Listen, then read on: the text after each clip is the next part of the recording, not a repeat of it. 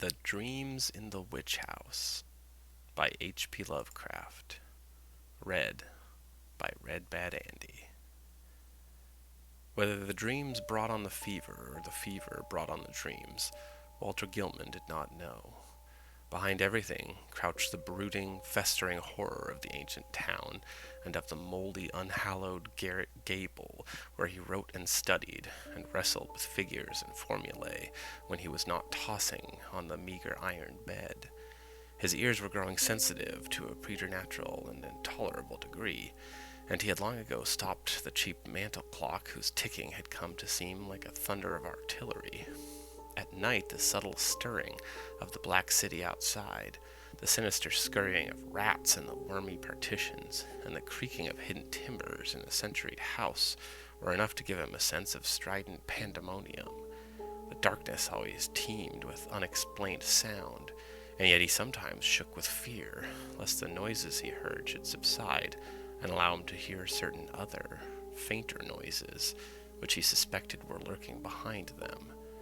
He was in the changeless, legend-haunted city of Arkham, with its clustering gambrel roofs that sway and sag over attics where witches hid from the king's men in the dark olden days of Provence.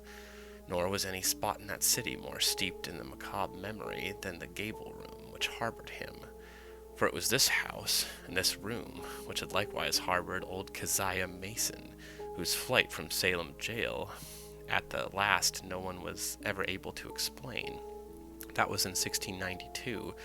The jailer had gone mad and babbled of a small white-fanged furry thing which scuttled out of Keziah's cell, and not even Cotton Mather could explain the curves and angles smeared on the gray stone walls with some red, sticky fluid. Possibly, Gilman ought not to have studied so hard.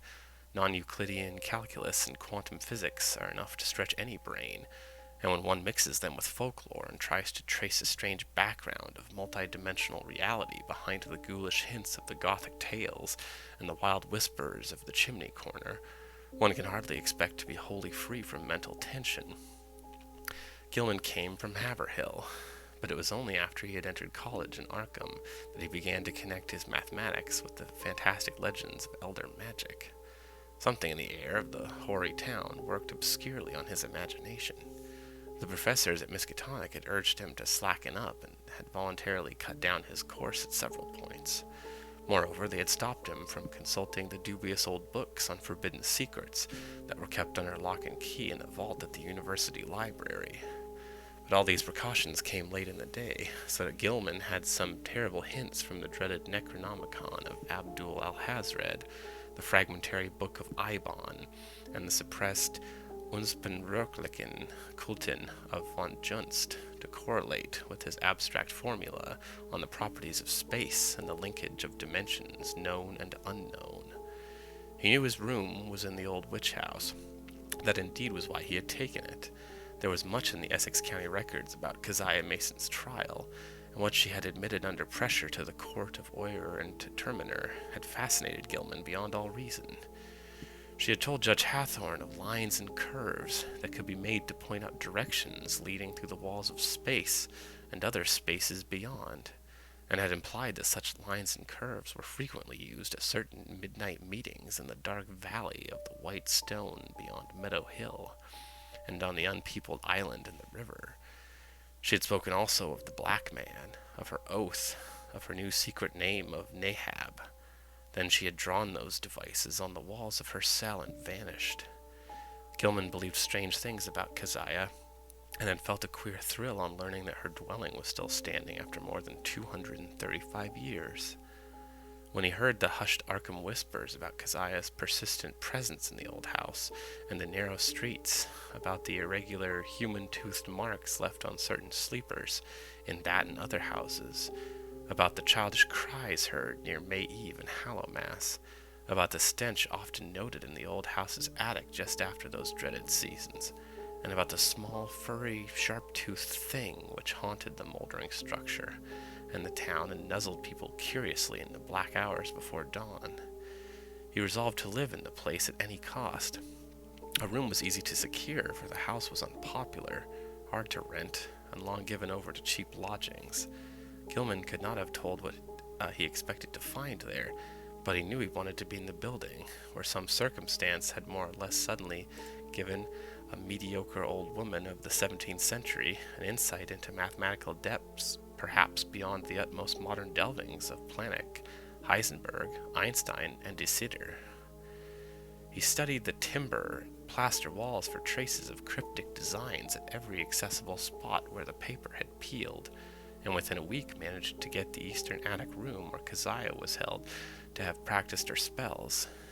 It had been vacant from the first, and no one had ever been willing to stay there long. But the Polish landlord had grown wary about renting it. Yet nothing whatever happened to Gilman till about the time of the fever. No ghostly Keziah flitted through the somber halls and chambers. No small furry thing crept into his dismal eyrie to nuzzle him, and no record of the witch's incantations rewarded his constant search. Sometimes he would take walks through shadowy tangles of unpaved, musty-smelling lanes, where eldritch brown houses of unknown age leaned and tottered, and leered mockingly through narrow, small-paned windows. Here he knew strange things had happened once, and there was a faint suggestion behind the surface that everything of that monstrous past might not, at least in the darkest, narrowest, and most intricately crooked alleys, have utterly perished. He also rowed out twice to the ill-regarded island in the river, and made a sketch of the singular angles described by the moss-grown rows of gray standing stones, whose origin was so obscure and immemorial. Gilman's room was of a good size, but queerly irregular shape, the north wall slanting perceptibly inward from the outer to the inner end, while the low ceiling slanted gently downward in the same direction. Aside from an obvious rat hole and the signs of other stopped-up ones, there was no access, nor any appearance of a former avenue of access, to the space which must have exited between the slanting wall and the straight outer wall on the house's north side. Though a view from the exterior showed where a window had been boarded up at a very remote date. The loft above the ceiling, which must have had a slanting floor, was likewise inaccessible. When Gilman climbed up the ladder to the cobwebbed level loft above the rest of the attic, he found vestiges of a bygone aperture, tightly and heavily covered with ancient planking, and secured by the stout wooden pegs common in colonial carpentry. No amount of persuasion, however, could induce the stolid landlord to let him investigate either of the two closed spaces. As time wore along, his absorption in the irregular wall and ceiling of his room increased, for he began to read into the odd angles a mathematical significance which seemed to offer vague clues regarding their purpose. Old Keziah, he reflected, might have had an excellent reason for living in a room with peculiar angles, for was it not through certain angles that she claimed to have gone outside the boundaries of the world of space we know? His interest gradually veered away from the unplumbed voids beyond the slanting surfaces, since it now appeared that the purpose of those surfaces concerned the side he was already on.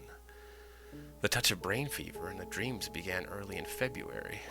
For some time, apparently, the curious angles of Gilman's room had been having a strange, almost hypnotic effect on him, and as the bleak winter advanced, he had found himself staring more and more intently at the corner where the down-slanting ceiling met the inward-slanting wall.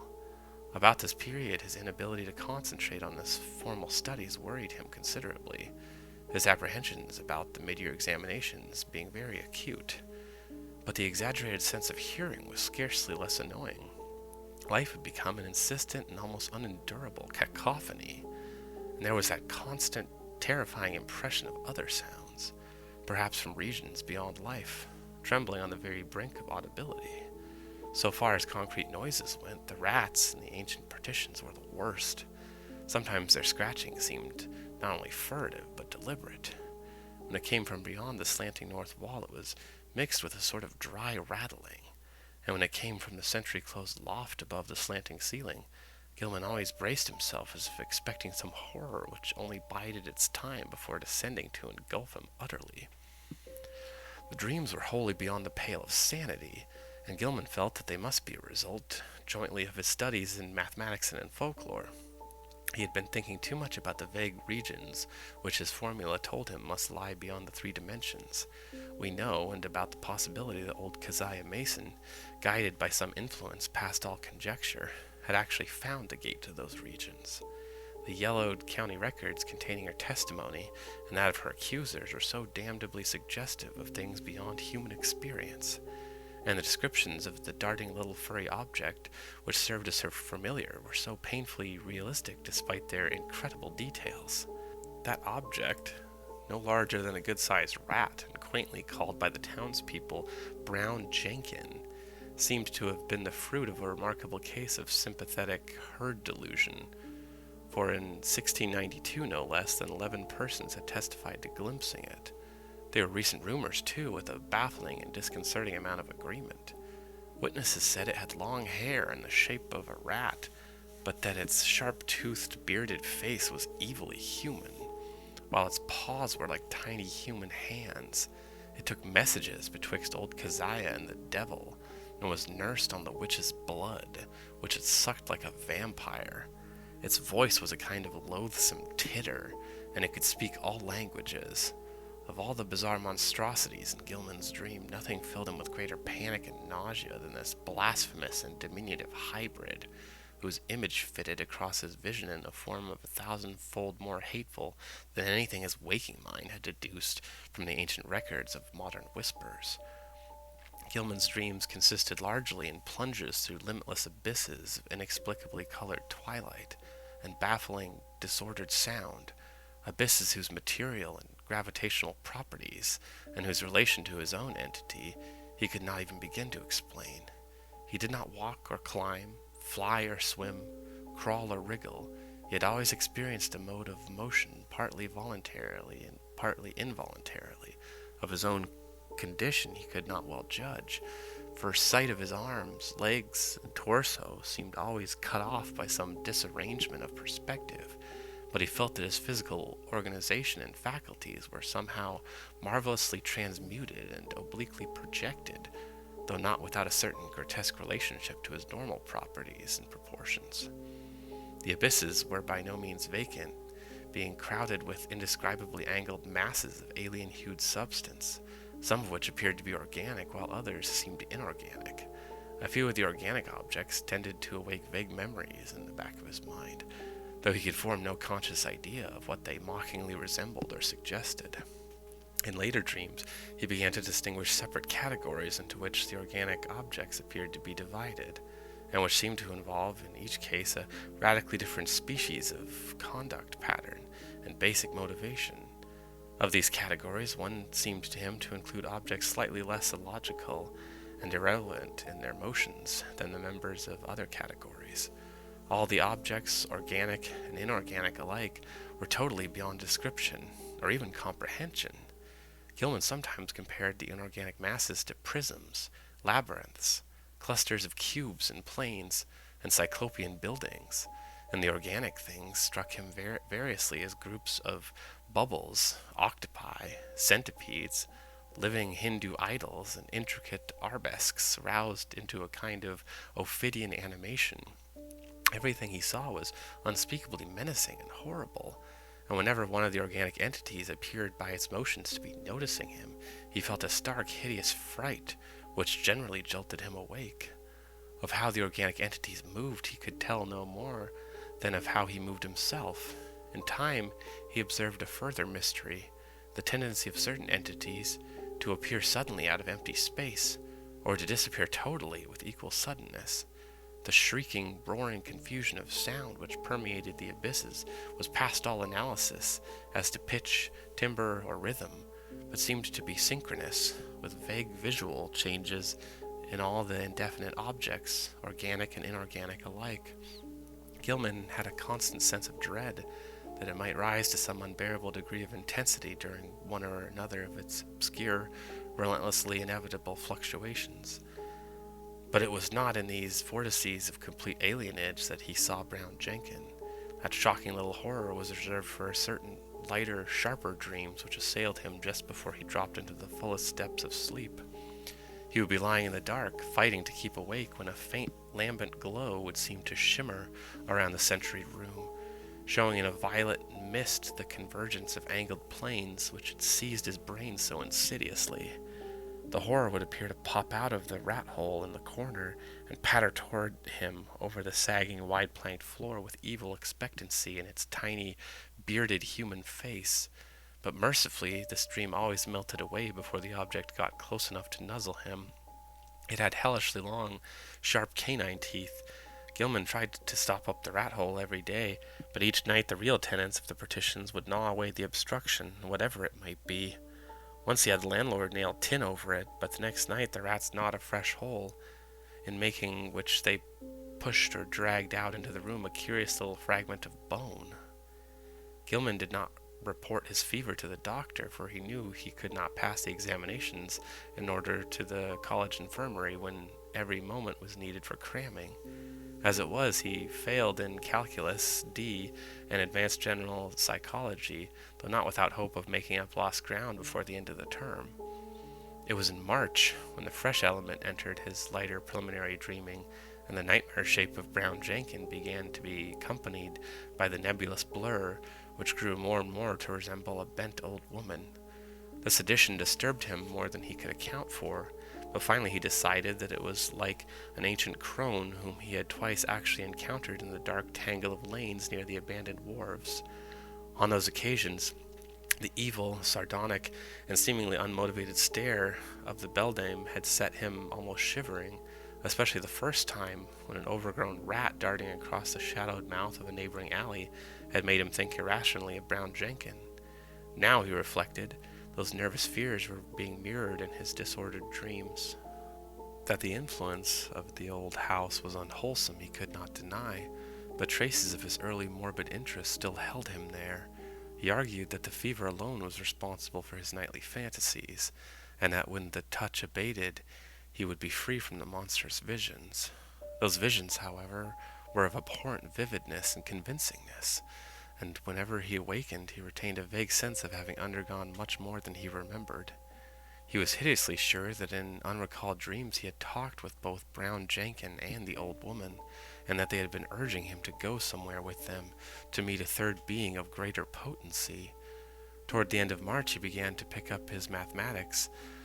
Through other studies bothered him increasingly. He was getting an intuitive knack for solving Riemannian equations, and astonished Professor Upham in his comprehension of fourth dimensional and other problems which had floored all the rest of the class.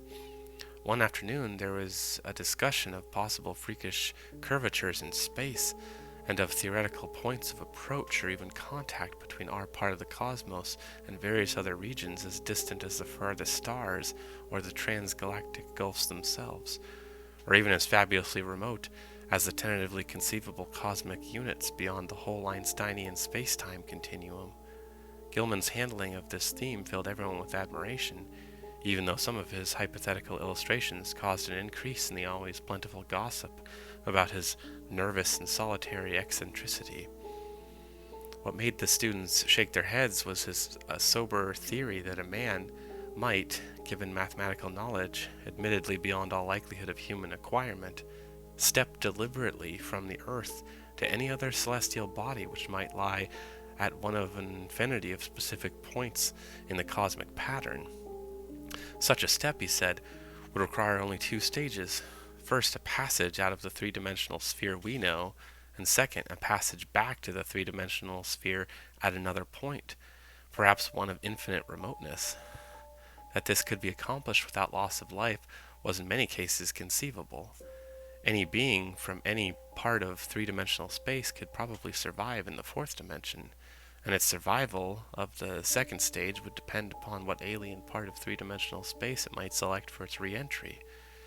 Denizens of some planets might be able to live on certain others, even planets belonging to other galaxies, or to similar dimensional phases of other space-time continua, though of course there must be vast numbers of mutually uninhabitable, even though mathematically juxtaposed bodies of zones or space. It was also possible that the inhabitants of a given dimensional realm could survive entry to many unknown or incomprehensible realms of additional or indefinitely multiplied dimensions, be they within or outside the given space-time continuum, and that the converse would be likewise true. This was a matter for speculation, though one could be fairly certain that the type of mutation involved in a passage from any given dimensional plane to the next higher plane would not be destructive as biological integrity as we understand it. Gilman could not be very clear about his reasons for his last assumption, but his haziness here was more than overbalanced by his clearness on other complex points. Professor Upham especially liked his demonstration of the kinship of higher mathematics to certain phases of magical lore transmitted down the ages from the ineffable antiquity, human or pre-human, whose knowledge of the cosmos and its laws was greater than ours. Around the 1st of April, Gilman worried considerably because his slow fever did not abate. He was also troubled by what some of his fellow lodgers said about his sleepwalking.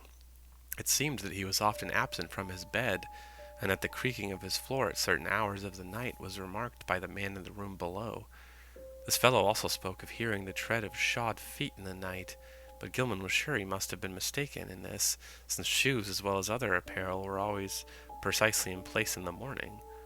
One could develop all sorts of aural delusions in his morbid old house, for did not Gilman himself, even in daylight, now feel certain that noises other than the rat scratchings came from the black voids beyond the slanting wall and above the slanting ceiling? His pathologically sensitive ears began to listen for faint footfalls in the immemorially sealed loft overhead, and sometimes the illusion of such things was agonizingly realistic. However, he knew that he had actually become a somnambulist, for twice at night his room had been found vacant, though with all his clothing in place. Of this he had been assured by Frank Elwood, the one fellow student whose poverty forced him to room in this squalid and unpopular house. Elwood had been studying in the small hours, and had come up for help on a differential equation, only to find Gilman absent.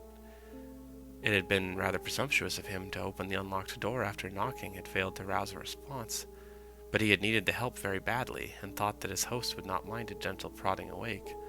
On neither occasion, though, had Gilman been there, and when told of the matter, he wondered where he could have been wandering, barefoot and with only his nightclothes on.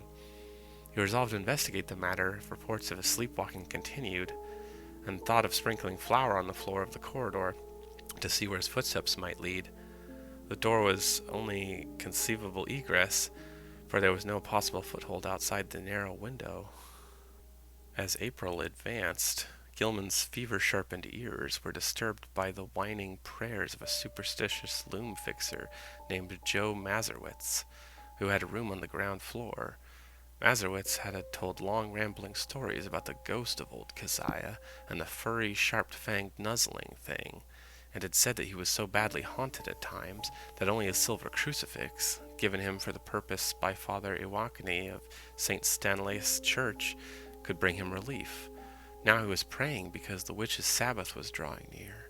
May Eve was Walpurgis night, when hell's blackest evil roamed the earth, and all the slaves of Satan gathered for nameless rites and deeds. It was always a very bad time in Arkham, even though the fine folks up in Miskatonic Avenue and High and Solensnell streets pretended to know nothing about it. There would be bad doings, and a child or two would probably be missing. Joe knew about such things, for his grandmother in the old country had heard tales from her grandmother. It was wise to pray and count one's beads at this season. For 3 months, Keziah and Brown Jenkin had not been near Joe's room, nor near Paul Chionsky's room, nor anywhere else, and it meant no good when they held off like that. They must be up to something. Gilman dropped in at the doctor's office on the 16th of the month, and was surprised to find his temperature was not as high as he had feared. The physician questioned him sharply and advised him to see a nerve specialist.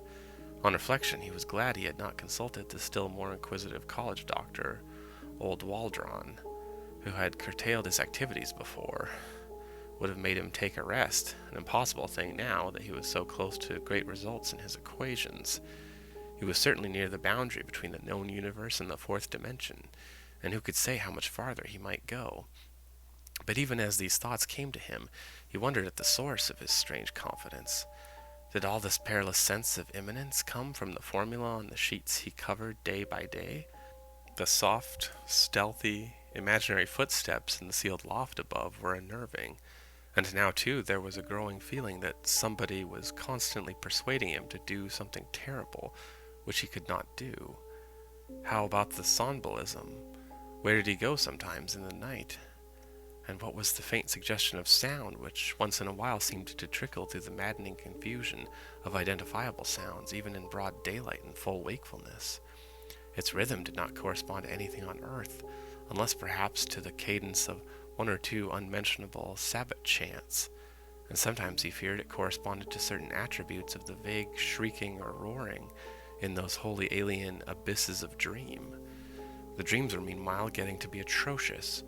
In the lighter preliminary phase, the evil old woman was now of fiendish distinctness, and Gilman knew she was the one who had frightened him in the slums. Her bent back, long nose, and shriveled chin were unmistakable, and her shapeless brown garments were like those he remembered. The expression on her face was one of hideous malevolence and exultation, and when he awakened, he could recall a croaking voice that persuaded and threatened. He must meet the Black Man and go with them all to the throne of Azathoth at the center of ultimate chaos. That was what she said. He must sign in his own blood the book of Azathoth and take a new secret name now that his independent delvings had gone so far. What kept him from going with her and Brown Jenkin and the other to the throne of chaos, where the thin flutes pipe mindlessly, was the fact that he had seen the name Azathoth in the Necronomicon, and knew it stood for a prime evil too horrible for description. The old woman always appeared out of thin air near the corner, where the downward slant met the inward slant. She seemed to crystallize at a point closer to the ceiling than to the floor, and every night she was a little nearer and more distinct before the dream shifted. Brown Jenkin, too, was always a little nearer than the last, and its yellowish-white fangs glistened shockingly in that unearthly violet phosphorescence. Its shrill, loathsome tittering struck more and more in Gilman's head, and he could remember in the morning how it had pronounced the words Azathoth and Nyarlathotep. In the deeper dreams, everything was likewise more distinct, and Gilman felt that the twilight abysses around him were those of the fourth dimension, those organic entities whose motions seemed at least flagrantly irrelevant and unmotivated were probably projections of life forms from our own planet, including human beings. What the others were in their own dimensional sphere or spheres he dared not try to think. Two of the less irrelevantly moving things, or rather large congeries of iridescent proletarial spheroidal bubbles, and a very much smaller polyhedron of unknown colors and rapidly shifting surface angles, seemed to take notice of him and follow him about or float ahead as he changed position among the Titan prisms, labyrinths, cube and plane clusters, and quasi-buildings. And all the while the vague shrieking and roaring waxed louder and louder, as if approaching some monstrous climax of utterly unendurable intensity. During the night of April 19 through 20, the new development occurred. Gilman was half involuntarily moving about in the twilight abysses with the bubble mass and the small polyhedron floating ahead, when he noticed the peculiarly regular angles formed by the edges of some gigantic neighboring prism clusters. In another second he was out of the abyss and standing tremulously on a rocky hillside, bathed in intense diffused green light. He was barefooted and in his night clothes, and when he tried to walk discovered that he could scarcely lift his feet. A swirling vapor hid everything but the immediate sloping terrain from sight, and he shrank from the thought of the sounds that might surge out of that vapor. Then he saw the two shapes laboriously crawling towards him, the old woman and the little furry thing. The crone strained up to her knees and managed to cross her arms in a singular fashion, while Brown Jenkin pointed to a certain direction with a horribly anthropoid forepaw which it raised with evident difficulty. Spurred by an impulse he did not originate, Gilman dragged himself forward along the course determined by the angle of the old woman's arms and the direction of the small monstrosity's paw, and before he had shuffled 3 steps he was back in the twilight abyss. Geometrical shapes seethed around him, and he felt dizzily and interminably. At last he woke in his bed in the crazy-angled garret of the eldritch old house. He was good for nothing that morning, and stayed away from all his classes. Some unknown attraction was pulling his eyes in a seemingly irrelevant direction, for he could not help staring at a certain vacant spot on the floor. As the day advanced, the focus of his unseeing eyes changed position, and by noon he had conquered the impulse to stare at vacancy. About 2 o'clock he went out for lunch, and as he threaded the narrow lanes of the city, he found himself turning away to the southeast. Only an effort halted him at a cafeteria in Church Street, and after the meal he felt the unknown pull still more strongly. He would have to consult a nerve specialist after all. Perhaps there was a connection with his somnambulism, but meanwhile he might at least try to break the morbid spell himself. Undoubtedly he could still manage to walk away from the pull, so with great resolution he headed against it and dragged himself deliberately north along Garrison Street. By the time he had reached the bridge over the Miskatonic, he was in cold perspiration, and he clutched at the iron railing as he gazed upstream at the ill-regarded island, whose regular lines of ancient standing stones brooded sullenly in the afternoon sunlight.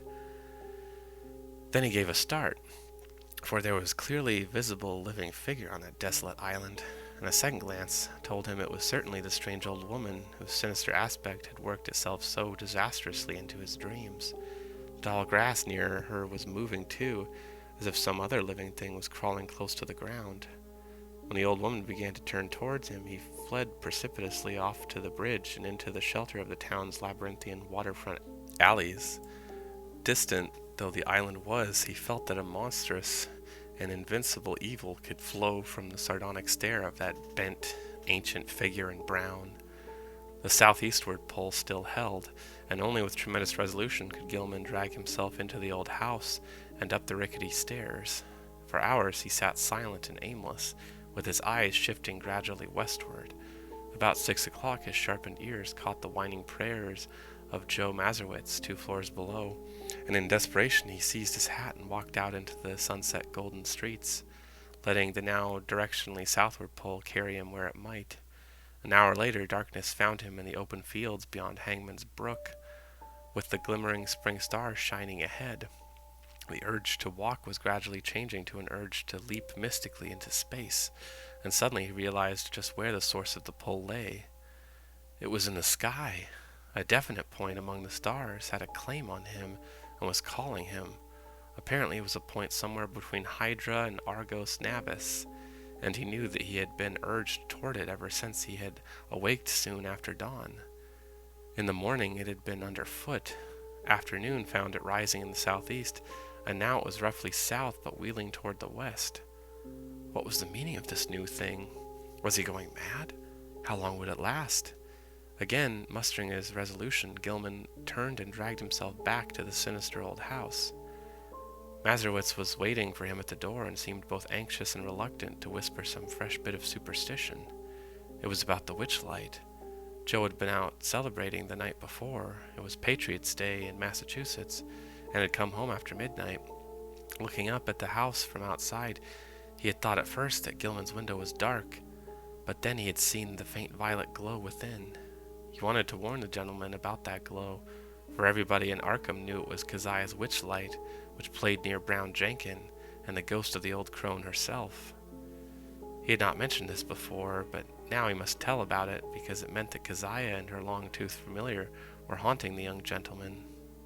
Sometimes he and Paul Choinsky and landlord Dombrowski thought they saw the light seeping out of cracks in the sealed loft above the young gentleman's room, but they had all agreed not to talk about that.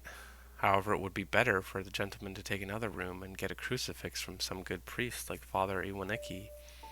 As the man rambled on, Gilman felt a nameless panic clutch at his throat. He knew that Joe must have been half drunk when he came home the night before, yet this mention of a violet light in the garret window was of frightful import. It was a lambent glow of this sort which always played about the old woman and the small furry thing in those lighter, sharper dreams which prefaced his plunge into the unknown abysses, and the thought that a wakeful second person could see the dream luminescence was utterly beyond sane harborage. Yet where had the fellow got such an odd notion? Had he himself talked as well as walked around the house in his sleep? No, Joe said, he had not, but he must check up on this. Perhaps Frank Elwood could tell him something, though he hated to ask. Fever? Wild dreams? Somnambulism? Illusions of sounds? A pull toward a point in the sky, and now a suspicion of insane sleep-talking. He must stop studying and see a nerve specialist, and to take himself in hand. When he climbed to the second story, he paused at Elwood's door, but saw that the other youth was out. Reluctantly, he continued up to his garret room and sat down in the dark. His gaze was still pulled to the southwest, but he also found himself listening intently for some sound in the closed loft above, and half imagining that an evil violet light seeped down through the infinitesimal crack in the low slanting ceiling. That night as Gilman slept, the violet light broke upon him with heightened intensity, and the old witch and small furry thing, getting closer than ever before, mocked him with inhuman squeals and devilish gestures. He was glad to sink into the vaguely roaring twilight abysses. Through the pursuit of that iridescent bubble congeries and that kaleidoscopic little polyhedron was menacing and irritating. Then came the shift as vast converging planes of a slippery-looking substance loomed above and below him, a shift which ended in a flash of delirium and a blaze of unknown alien light in which yellow, carmine, and indigo were madly and inextricably blended.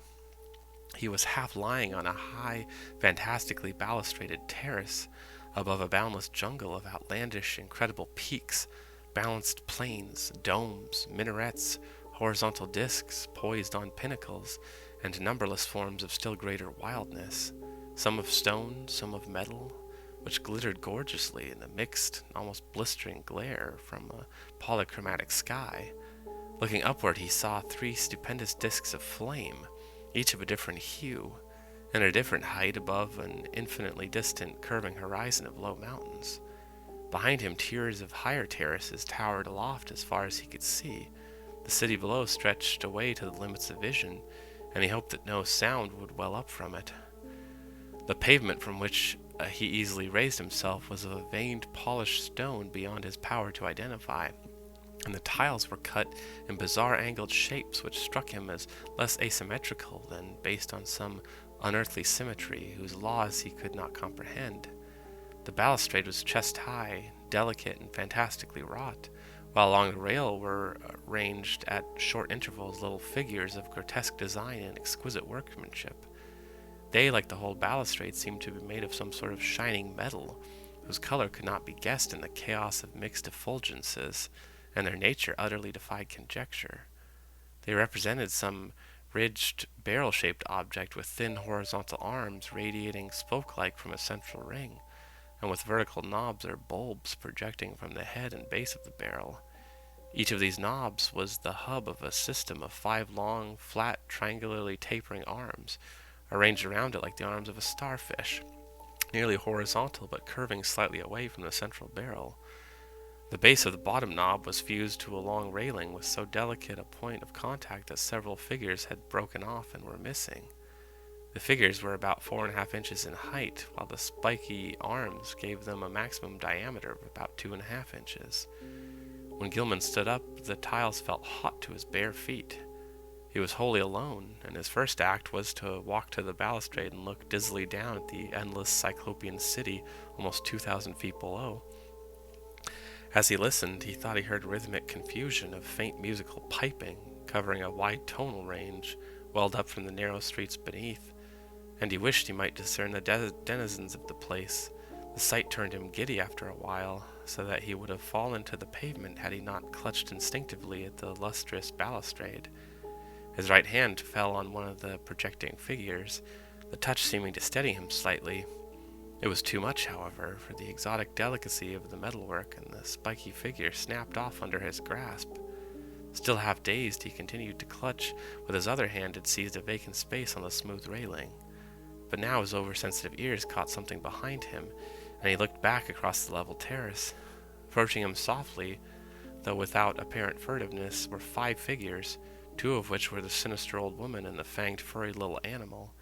The other 3 were what sent him unconscious, for they were living entities about 8 feet high, shaped precisely like the spiky images on the balustrade, and propelling themselves by a spider-like wriggling of their lower set of starfish arms.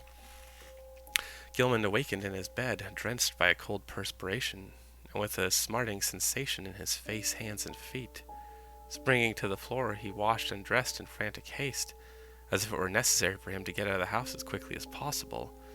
He did not know where he wished to go, but he felt that once more he would have to sacrifice his classes. The odd pull toward that spot in the sky between Hydra and Argo had abated, but another of even greater strength had taken its place. Now he felt he must go north, infinitely north. He dreaded to cross the bridge that gave a view of the desolate island in the Piscatonic, so went over to the Peabody Avenue Bridge. Very often he stumbled, for his eyes and ears were chained to an extremely lofty point in the blank blue sky. After about an hour, he got himself under better control and saw that he was far from the city. All around him stretched the bleak emptiness of salt marshes, while the narrow road ahead led to Innsmouth, that ancient, half-deserted town which Arkham people were so curiously unwilling to visit. Though the northward pull had not diminished, he resisted it as he had resisted the other pull, and finally found that he could almost balance the one against the other. Plodding back to town and getting some coffee at a soda fountain, he dragged himself into the public library and browsed aimlessly among the lighter magazines. Once he met some friends who remarked how oddly sunburned he looked, but he did not tell them of his walk.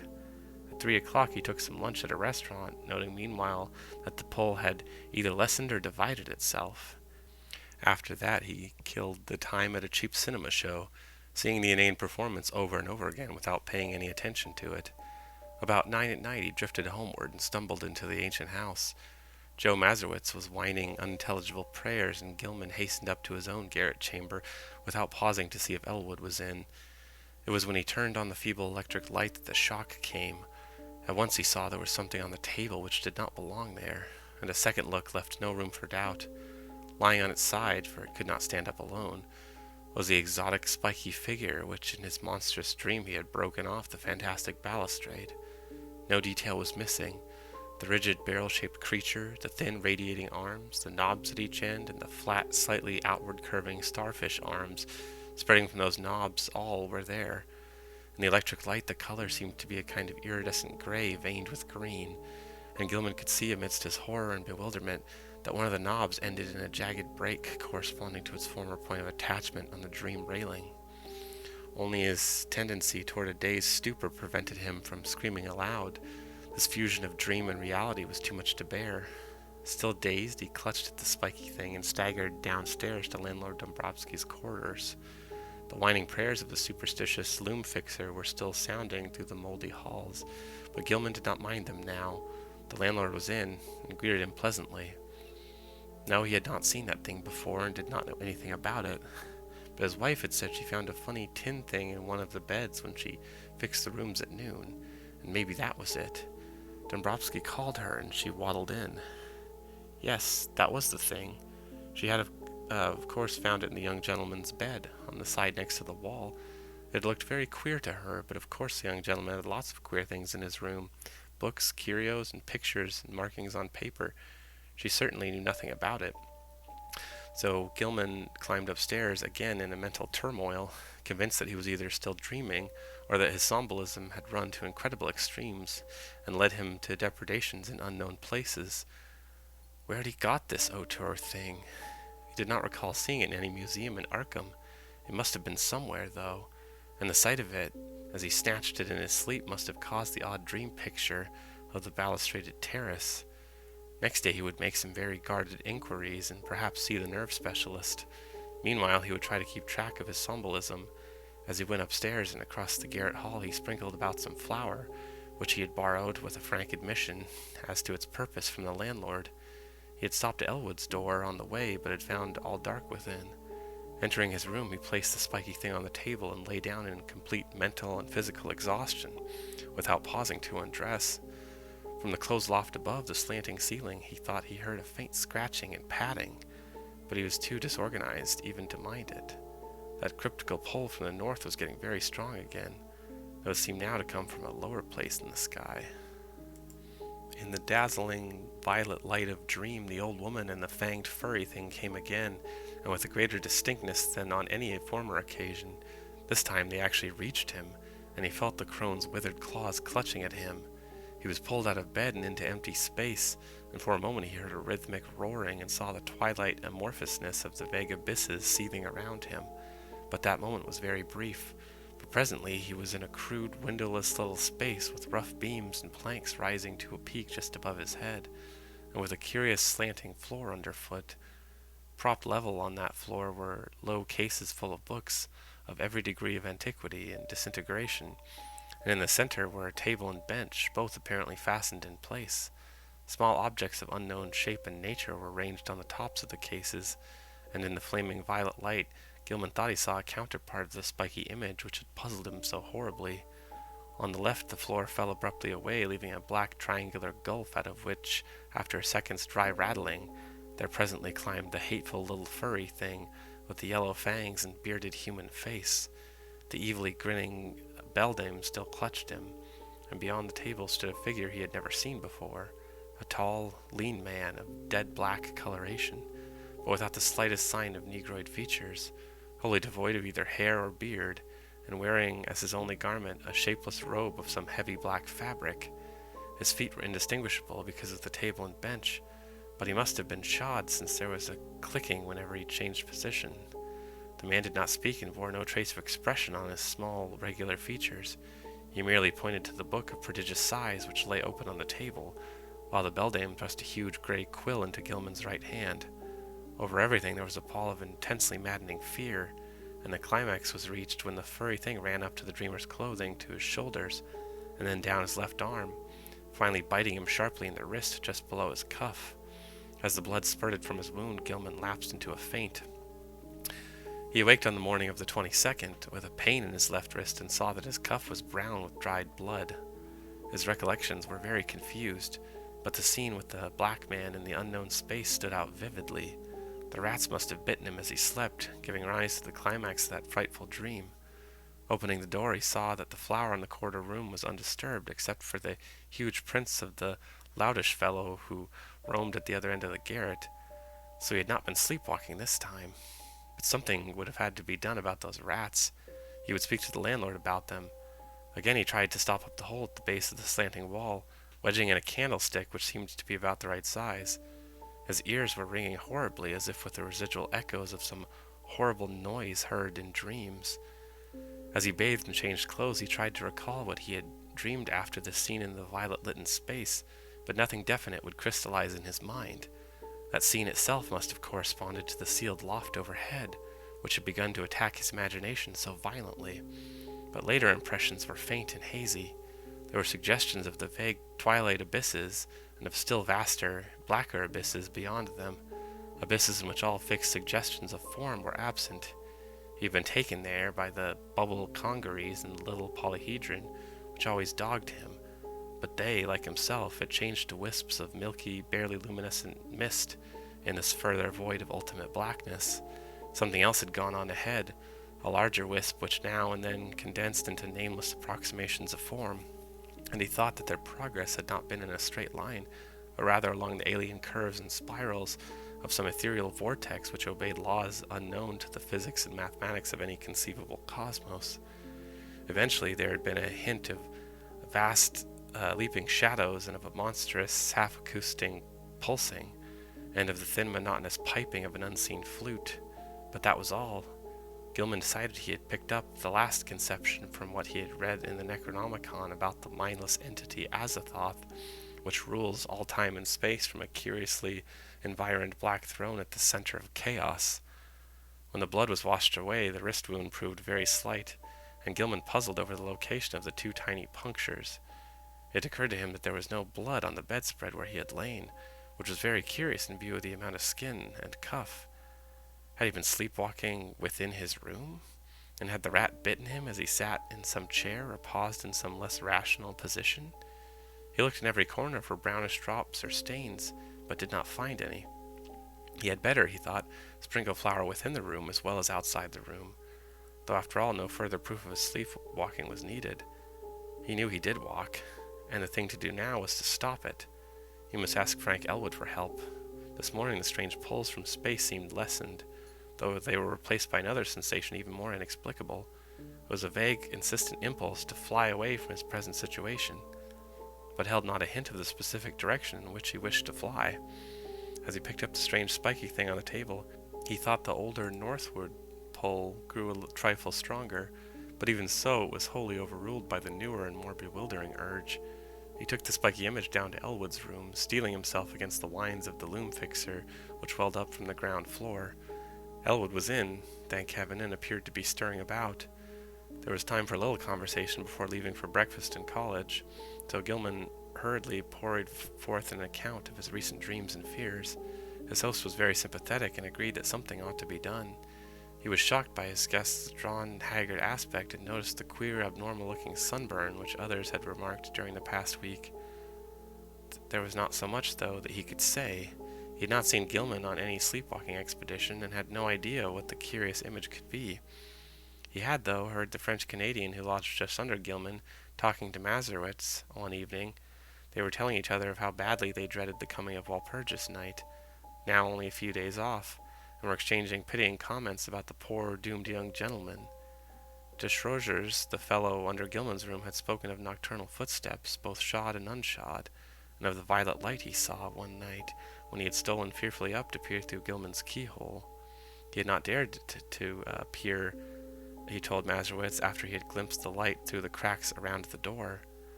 There had been soft talking, too, and as he had begun to describe it, his voice had shrunk to an inaudible whisper. Elwood could not imagine what had set these superstitious creatures gossiping, but supposed their imaginations had been roused by Gilman's late hours and somnolent walking and talking on one hand, and by the nearness of traditionally feared May Eve on the other hand. That Gilman talked in his sleep was plain, and it was obvious from de Schroeger's keyhole listening that the delusive notion of the violet dreamlight had got abroad. These simple people were quick to imagine they had seen any odd thing they had heard about. As for a plan of action, Gilman had better move down to Elwood's room and avoid sleeping alone. Elwood would, if awake, rouse him whenever he began to talk or rise in his sleep. Very soon, too, he must see the specialist. Meanwhile, they would take the spiky image around to the various museums and to certain professors, seeking identification and stating that it had been found in a public rubbish can. Also, Dombrowski must attend to the poisoning of those rats in the walls. Braced up by Elwood's companionship, Gilman attended classes that day. Strange urges still tugged at him, but he could sidetrack them with considerable success. During a free period, he showed the queer image to several professors, all of whom were intensely interested, though none of them could shed any light upon its nature or origin. That night he slept on a couch which Elwood had the landlord bring in the second-story room, and for the first time in weeks was wholly free from disquieting dreams. But the feverishness still hung on, and the whines of the loom fixer were an unnerving influence. During the next few days, Gilman enjoyed an almost perfect immunity from morbid manifestations. He had, Elwood said, showed no tendency to talk or rise in his sleep, and meanwhile the landlord was putting rat poison everywhere. The only disturbing element was the talk among the superstitious foreigners, whose imaginations had become highly excited. Mazurowitz was always trying to make him get a crucifix, and finally forced one upon him when he had said he had been blessed by the good Father Iwanicki. De Schroegers, too, had something to say. In fact, he insisted that cautious steps had sounded in the now vacant room above him on the first and second nights of Gilman's absence from it. Polchoinsky thought he heard sounds in the halls and on the stairs at night, and claimed that his door had been softly tried, while Miss Dombrowski vowed she had seen brown Jenkin for the first time since All Hallows. But such naive reports could mean very little, and Gilman let the cheap metal crucifix hang idly from a knob on his host's dresser. For 3 days, Gilman and Elwood canvassed the local museums in an effort to identify the strange spiky image, but always without success. In every quarter, however, interest was intense, for the utter alienage of the thing was a tremendous challenge to scientific curiosity. One of the small radiating arms was broken off and subjected to chemical analysis, and the result is still talked about in college circles. Professor Ellery found platinum, iron, and tellurium in the strange alloy, but mixed with these were at least 3 other apparent elements of high atomic weight which chemistry was absolutely powerless to classify. Not only did they fail to correspond with any known element, but they did not even fit the vacant places reserved for probable elements in the periodic system. The mystery remains unsolved to this day, though the image is on exhibition at the Museum of Miskatonic University. On the morning of April 27th, a fresh rat hole appeared in the room where Gilman was a guest, but Dombrowski tinned it up during the day. The poison was not having much effect, for scratchings and scurryings in the walls were virtually undiminished. Elwood was out late that night, and Gilman waited up for him. He did not wish to go to sleep in a room alone, especially since he thought he had glimpsed in the evening twilight the repellent old woman whose image had become so horribly transferred to his dreams. He wondered who she was, and what had been near her rattling the tin can in a rubbish heap at the mouth of a squalid courtyard. The crone had seemed to notice him and leer evilly at him, though perhaps this was merely his imagination. The next day both youths felt very tired, and knew they would sleep like dogs when night came.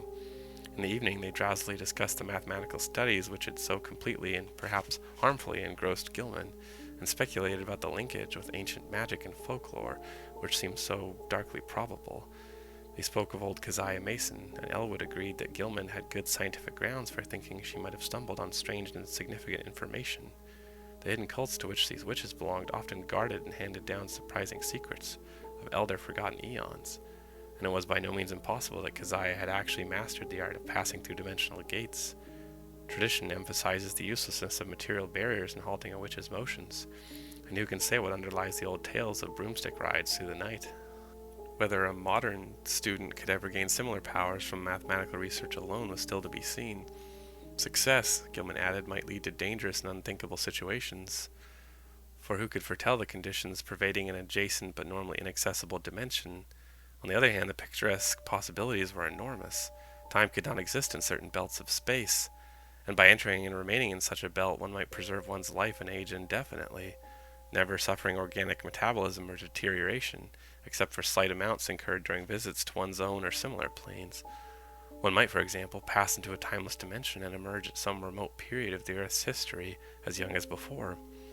Whether anybody had ever managed to do this, one could hardly conjecture with any degree of authority.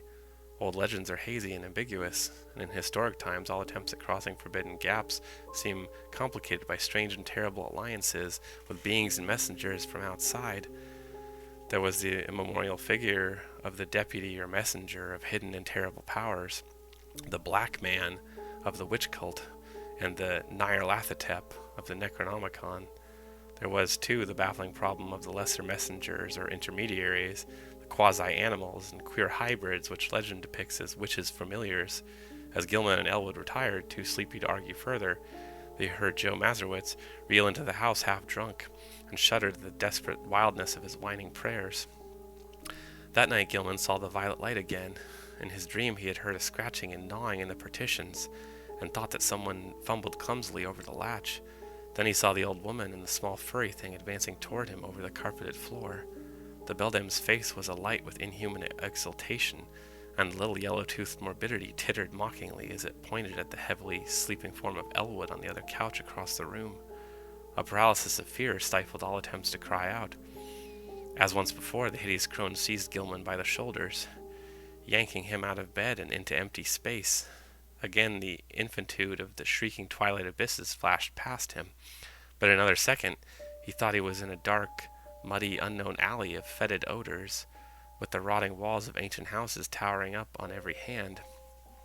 Ahead was the robed black man he had seen in the peaked space in the other dream, while from a lesser distance the old woman was beckoning and grimacing imperiously. Brown Jenkin was rubbing itself with a kind of affectionate playfulness around the ankles of the black man, which the deep mud largely concealed. There was a dark open doorway on the right, to which the black man silently pointed. Into this the grimacing crone started, dragging Gilman after her by his pajama sleeve. There was evil-smelling staircase which reeked ominously, and on which the old woman seemed to radiate a faint violet light. And finally a door leading off a landing. The crone fumbled with the latch and pushed the door open, motioning to Gilman to wait and disappearing inside the black aperture. The youth's oversensitive ears caught a hideous, strangled cry, and presently the beldame came out of the room bearing a small, senseless form, which she thrust at the dreamer as if ordering him to carry it. The sight of this form and the expression on its face broke the spell. Still too dazed to cry out, he plunged recklessly down the noisome staircase and into the mud outside, halting only when seized and choked by the waiting black man.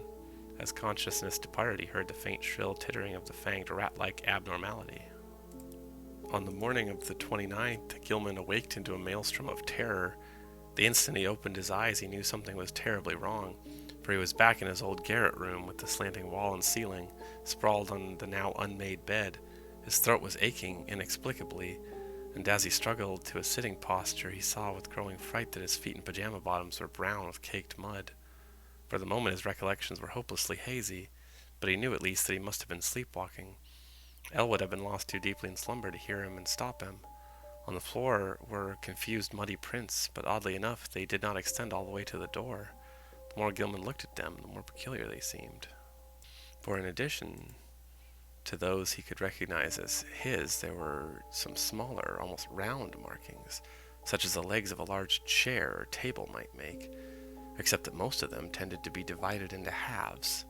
There were also some curious muddy rat tracks leading out of a fresh hole and back into it again. Utter bewilderment and the fear of madness racked Gilman as he staggered to the door and saw that there were no muddy prints outside. The more he remembered of the hideous dream, the more terrified he felt, and it added to his desperation to hear Joe Mazurowitz chanting mournfully 2 floors below. Descending to Elwood's room, he roused his still sleeping host and began telling of how he had found himself, but Elwood formed no idea of what might really have happened, where Gilman could have been, how he got back to his room without making tracks in the hall, and how the muddy furniture-like prints came to be mixed with his in the garret chamber, were wholly beyond conjecture. Then there were those dark, livid marks on his throat, as if he had tried to strangle himself. He put his hands up to them, but found they did not even approximately fit. While they were talking, Desrosiers dropped in to say that he had heard a terrific clattering overhead in the dark, small hours.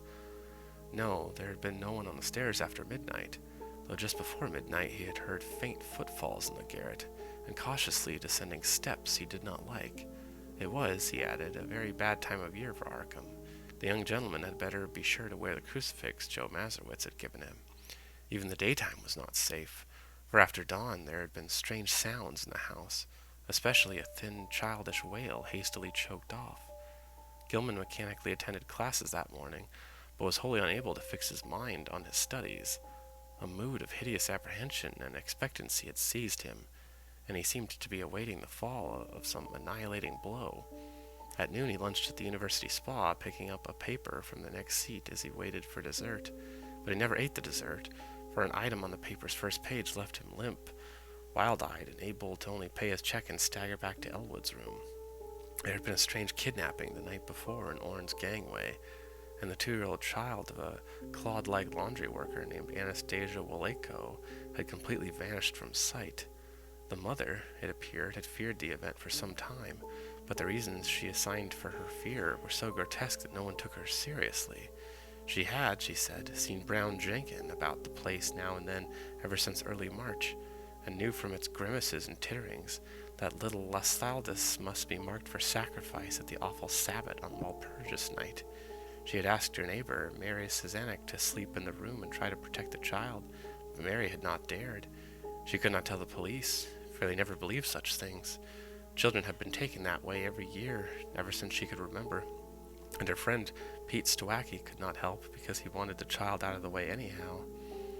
But what threw Gilman into a cold perspiration was the report of a pair of revelers who had been walking past the mouth of the gangway just after midnight.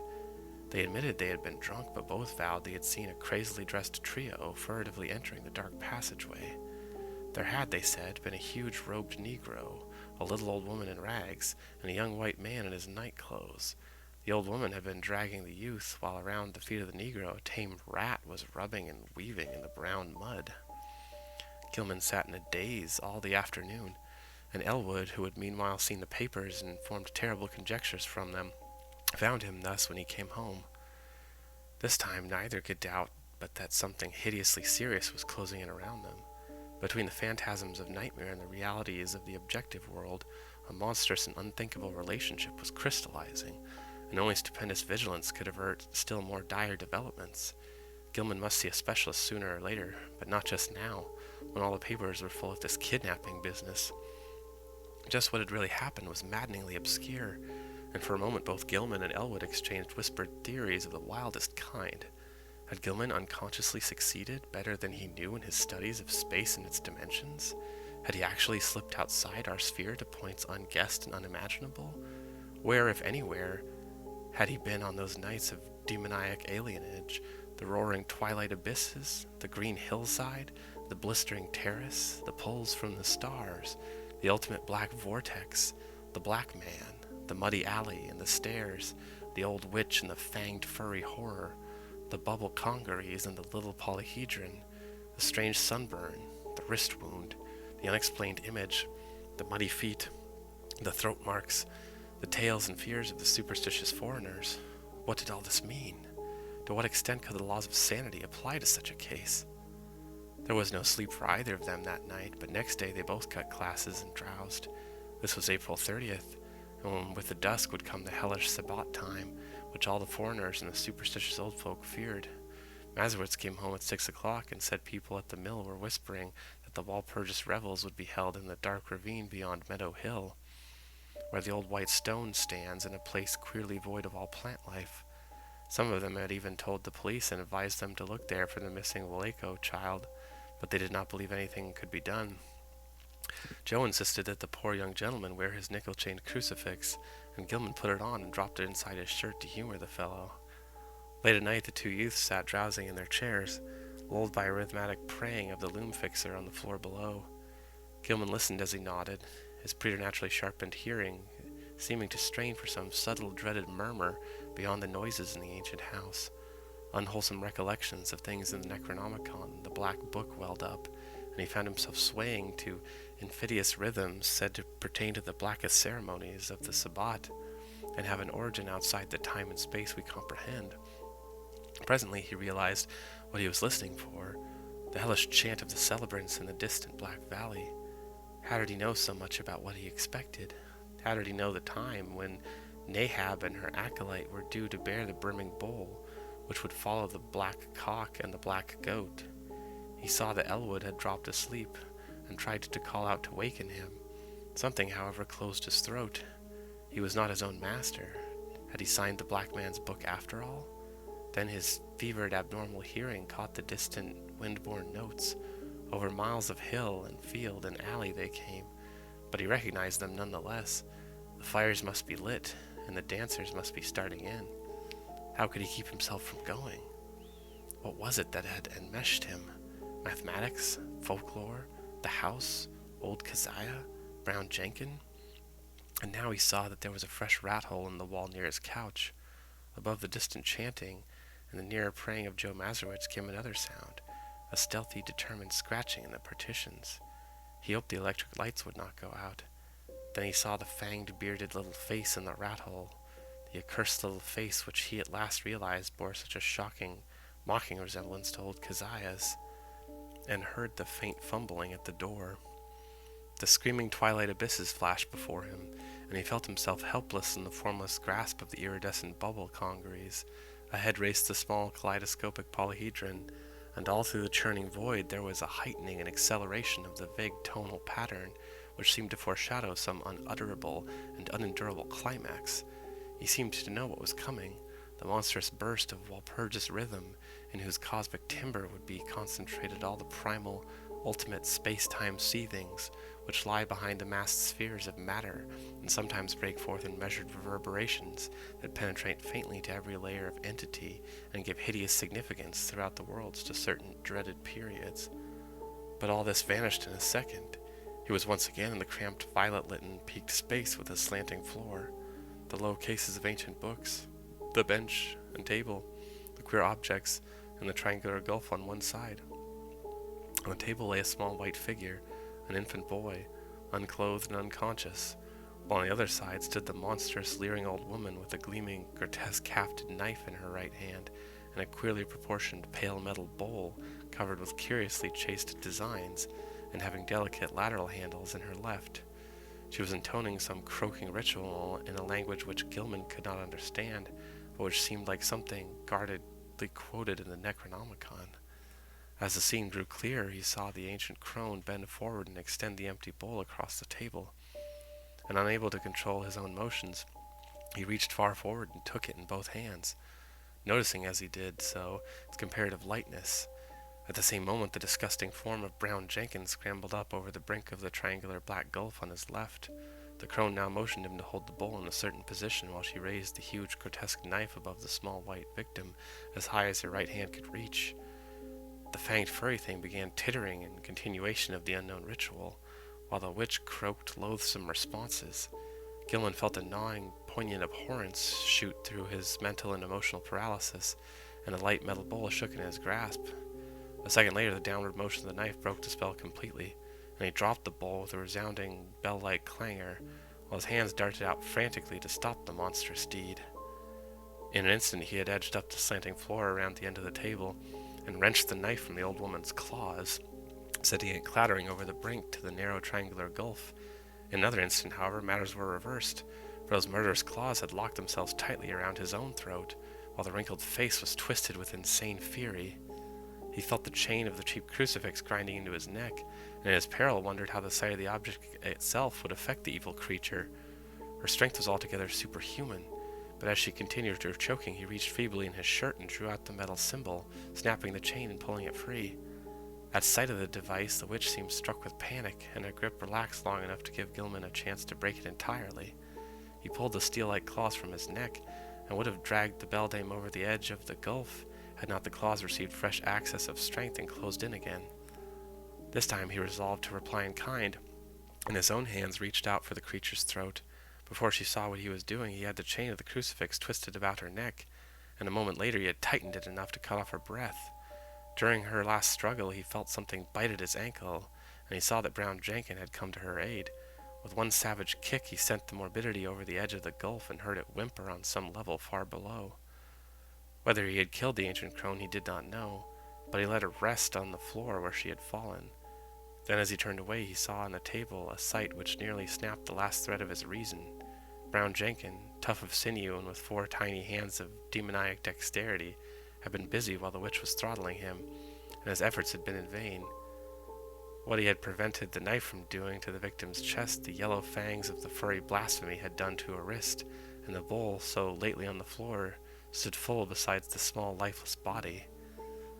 In his dream delirium, Gilman heard the hellish, alien-rhythmed chant of the Sabbat coming from an infinite distance, and knew the black man must be there. Confused memories mixed themselves with his mathematics, and he believed his subconscious mind held the angles which he needed to guide him back to the normal world alone, and unaided for the first time. He felt sure he was in the immemorial sealed loft above his own room, but whether he could ever escape through the slanting floor and the long stoped egress, he doubted greatly.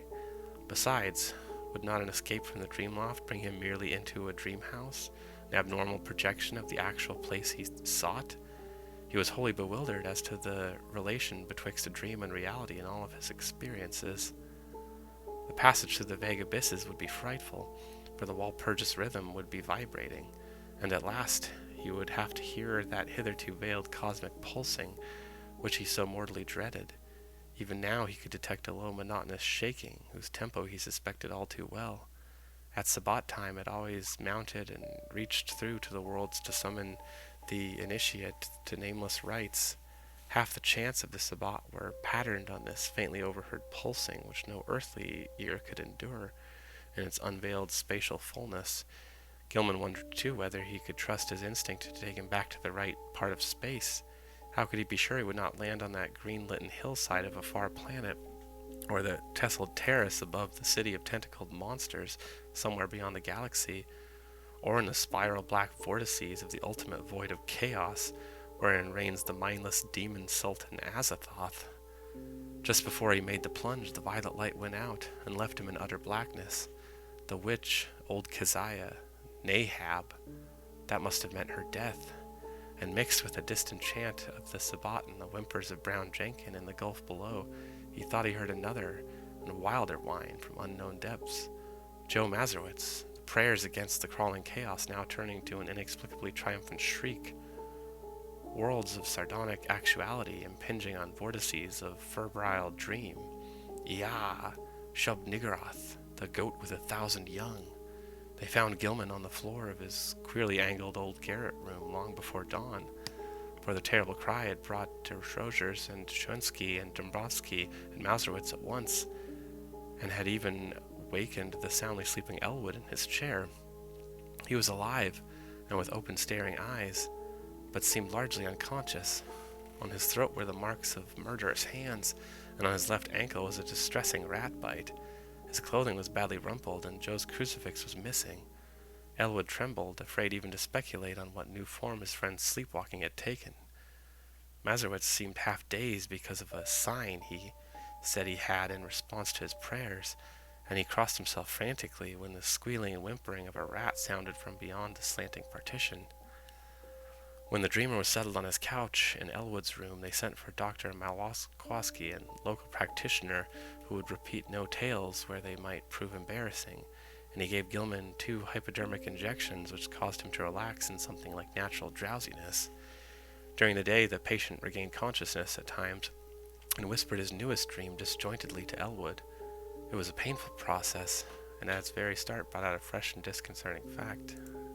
Gilman, whose ears had so lately possessed an abnormal sensitiveness, was now stone deaf. Dr. Malkowski summoned him again in haste and told Elwood that both eardrums were ruptured, as if by the impact of some stupendous sound, intense beyond all human conception or endurance. How such a sound could have been heard in the last few hours without arousing all of Miskatonic Valley was more than the honest physician could say. Elwood wrote his part of the colloquy on paper so that a fairly easy communication was maintained. Neither knew what to make of the whole chaotic business and decided it would be better if they thought as little as possible about it. Both, though, agreed that they must leave this ancient and accursed house as soon as it could be arranged. Evening papers spoke of a police raid on some curious revelers in a ravine beyond Meadow Hill just before dawn, and mentioned that the white stone there was an object of age-long superstitious regard. Nobody had been caught, but among the scattering fugitives had been glimpsed a huge Negro. In another column it was stated that no trace of the missing child, Ladislas Waleko, had been found. The crowning horror came that very night. Elwood will never forget it, and he was forced to stay out of the college for the rest of the term because of the resulting nervous breakdown. He had thought he heard rats in the partitions all the evening, but paid little attention to them.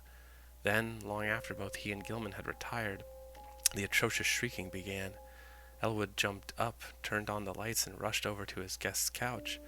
The occupant was emitting sounds of verbally inhuman nature, as if racked by some torment beyond description. He was writhing under the bedclothes, and a great red stain was beginning to appear on the blankets. Elwood scarcely dared to touch him, but gradually the screaming and writhing subsided. By this time Dombrowski, Choinsky, Destrozers, and Mazurowitz, and the top-floor lodger were all crowding into the doorway, and the landlord had sent his wife back to telephone for Dr. Malkowski. Everybody shrieked when a large rat-like form suddenly jumped out from beneath the ensanguined bedcloths and scuttled across the floor to a fresh open hole close by. When the doctor arrived and began to pull down those frightful covers, Walter Gilman was dead. It would be barbarous to do more than suggest what had killed Gilman. There had been virtually a tunnel through his body. Something had eaten his heart out. Dombrowski, frantic at the failure of his constant rat poisoning efforts, cast aside all thought of his lease, and within a week had moved with all his old lodgers to a dingy but less ancient house in Walnut Street. The worst thing for a while was keeping Joe Mazurowitz quiet, for the brooding loom fixer would never stay sober, was constantly whining and muttering about spectral and terrible things. It seems that on the last hideous night, Joe had stooped to look at the crimson rat tracks which led from Gilman's couch to a nearby hole. On the carpet they were very indistinct, but a piece of open flooring intervened between the carpet's edge and the baseboard. There Mazurowitz had found something monstrous, or thought he had, for no one else could quite agree with him, despite the undeniable queerness of the prints. The tracks in the flooring were certainly vastly unlike the average prints of a rat, but even Chonsky and Destrozers would not admit that they were like the prints of 4 tiny human hands. The house was never rented again. As soon as Dombrowski left, and the pall of its final desolation began to descend, for people shunned it both on account of its old reputation and because of the new fetid odor. Perhaps the ex-landlord's rat poison had worked after all, for not long after his departure the place became a neighborhood nuisance. Health officials traced the smell to the closed spaces above and beside the eastern garret room, and agreed that the number of dead rats must be enormous. They decided, however, that it was not worth their while to hew open and disinfect the long sealed spaces, for the fetter would soon be over, and the locality was not one which encouraged fastidious standards. Indeed, there were always vague local tales of unexplained stenches upstairs in the witch house just after May Eve and Hallowmass. The neighbors grumblingly acquiesced in the inertia, but the fetter nonetheless formed an additional count against the place. Toward the last, the house was condemned as a habitation by the building inspector. Gilman's dreams and their attendant circumstances have never been explained. Elwood, whose thoughts on the entire episode are sometimes almost maddening, came back to college the next autumn and graduated in the following June. He found the spectral gossip of the town much diminished, and it is indeed a fact that notwithstanding certain reports of a ghostly tittering in the deserted house, which lasted almost as long as the edifice itself, no fresh appearance either of old Keziah or of Brown Jenkin has been muttered of since Gilman's death. It is rather fortunate that Elwood was not in Arkham in that later year, when certain events abruptly renewed the local whispers about elder horrors. Of course, he heard about the matter afterward and suffered untold torments of black and bewildered speculation. But even that was not as bad as the actual nearness and several possible sites would have been. In March 1931, a gale wrecked the roof and great chimney of the vacant witch house, so that a chaos of crumbling bricks, blackened moss-grown shingles, and rotting planks and timbers crashed down into the loft and broke through the floor below. The whole attic story was choked with debris from above, but no one took the trouble to touch the mess before the inevitable raising of the decrepit structure. The ultimate step came in the following December, and it was when Gilman's old room was cleared out by reluctant, apprehensive workmen that the gossip began. Among the rubbish which had crashed through the ancient slanting ceiling were several things which made the workmen pause and call in the police. Later the police in turn called in the coroner and several professors from the university. There were bones, badly crushed and splintered, but clearly recognizable as human, who manifestly modern date conflicted puzzlingly with the remote period at which their only possible lurking place, the low slant-floored loft overhead, had supposedly been sealed from all human access. The coroner's physician decided that some belonged to a small child, while certain others, found mixed with shreds of rotten, brownish cloth, belonged to a rather undersized, bent female of advanced years. Careful sifting of debris also disclosed many tiny bones of rats caught in the collapse, as well as older rat bones gnawed by small fangs in a fashion now and then highly productive of controversy and reflection. Other objects found included the mingled fragments of many books and papers, together with the yellowish dust left from the total disintegration of still older books and papers. All, without exception, appeared to deal with black magic in its most advanced and horrible forms, and the evidently recent date of certain items is still a mystery as unsolved as that of the modern human bones. An even greater mystery is the absolute homogeneity of the crabbed archaic writing found on a wide range of papers, whose conditions and watermarks suggested age differences of at least 150 to 200 years.